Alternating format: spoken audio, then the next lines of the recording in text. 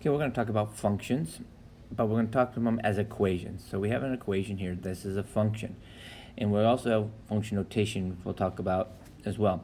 There are two parts of a function. There's the x and y variables. The x variable is the independent because it can be any number. And then y is the dependent because it depends on what x is. So it changes based off of what x is. So we pick x and then we get an answer, which is y. So one is independent, one is dependent. Now, the notation we often use to represent the y value is f of x, or f at x. And that is called function notation. What it doesn't mean, I want to go down here to this great question, is f of x does not mean take f and multiply by y. So I'm going to highlight that because this is what common mistake, but this is a notation that we use to represent y. So right here, this is just another version of y. Now, we're going to use function notation to solve our equations. So all that means is we're going to take whatever is in this notation and replace it where we see the x in the equation. That's all notation means. So I'm going to take f of 4, means I'm going to substitute it for the x in the equation. This does not get multiplied or changed, it's just f of 4. And when I do my math, this ends up being 11. So what we're saying is this is the x, this is now the y. And so we can pick any number for x, that's why it's independent. And we get a value which is dependent on the x. So there's how we use function notation. So let's do that again.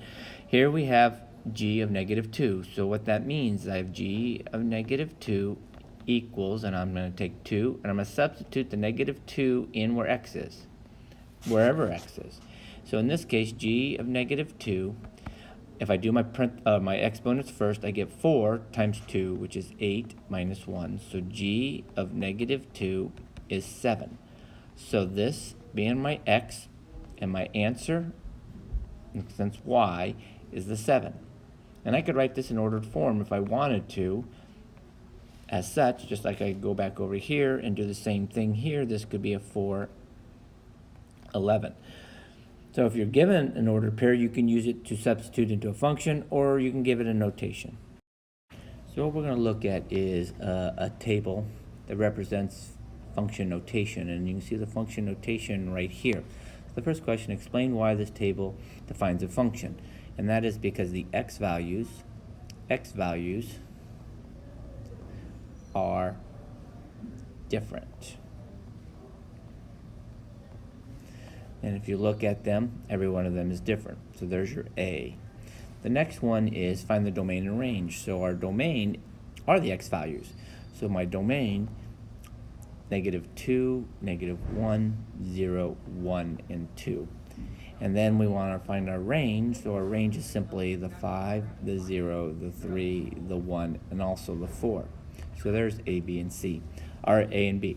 So the next one is C. So we want to do our substitution.